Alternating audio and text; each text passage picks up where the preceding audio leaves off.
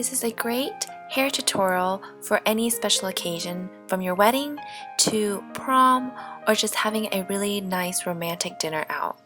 If you want to recreate this look, then please continue watching this tutorial.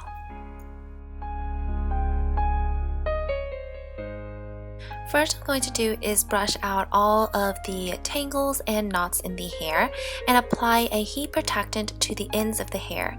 We're going to curl the hair in order to make it easier to work with for this updo. And I find it much longer lasting if you use a dry shampoo to the scalp of the hair prior to doing an updo. This is going to prevent your hair from looking greasy and oily at the end of the day, as well as it adds a little bit more volume.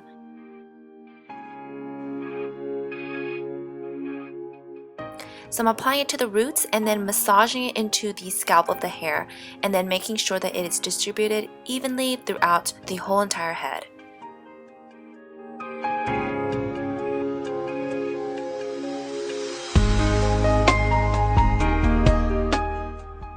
Next, using your favorite way to curl your hair, either with rollers, a curling iron, or a curling wand like I am, just curl your hair. It doesn't have to be perfect and it doesn't have to go any certain order. The reason why we're curling the hair is so that it can give you texture, so it will be easier to create this updo, as well as I find that adding heat to your hair really makes it shiny, so the end finish will look perfect.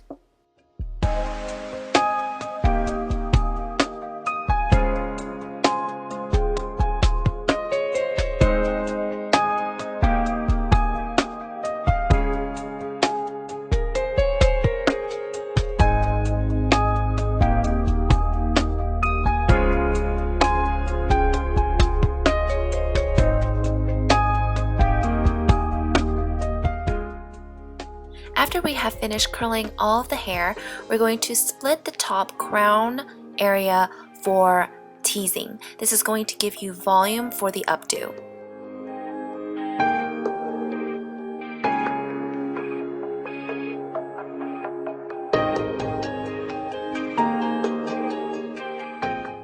Using thin layers, we're going to spray hairspray to the roots and then start back combing. You can use any type of brush. I find that any brush really does do the work. What's really important is how you pick these sections for the hair. You don't want to go too at the center and the portion is too small.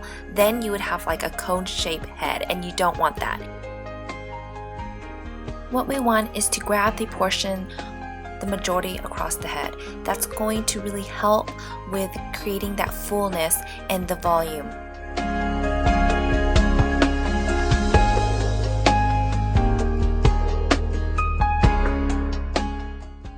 Now we're going to take the section that we've already teased and we're going to smooth the edges and twist the bottom. Loosely twist and then tuck it under. This is going to give you that perfect volume for the top of the hair.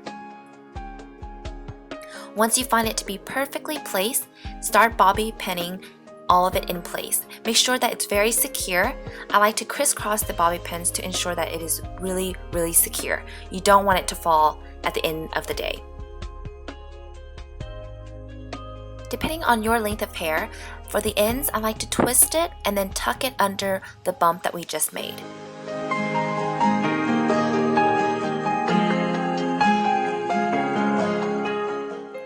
Now dividing the bottom section into 3, and we're going to work with the center section first. Using 1-inch sections of your hair, loop it around your fingers, but loosely, and then just using bobby pins to place it in different directions. We don't want it to look uniform. The messier the better, I find, and the looser it is, it's going to look more romantic.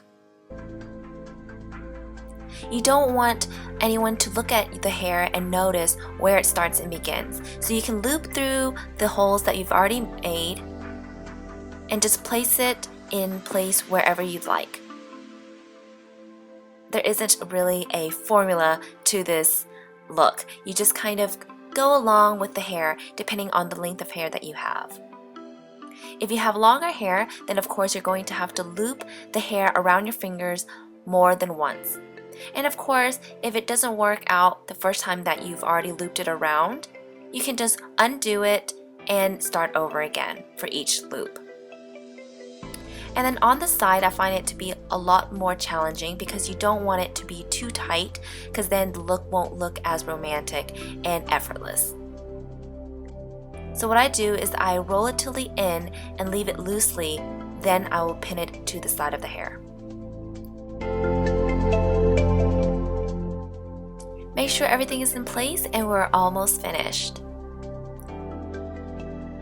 You can leave your hair like this, or you can actually accessorize it with a beautiful flower or a hair piece like I am.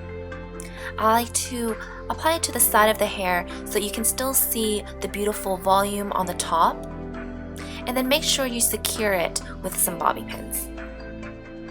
We ran out of blonde color bronze bobby pins, so I'm unfortunately having to use black ones, but of course if your hair is dark, use the bobby pin accordingly.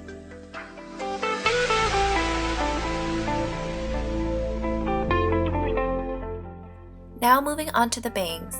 I like to use my straightener to curl the bangs to give it the most natural look. This way there isn't any crease and it's much easier to maneuver. In order to make the hair look more effortless, I like to tuck the bangs in with a bobby pin to hide any type of bobby pins that you need to use for the bangs. And that is the end finished look.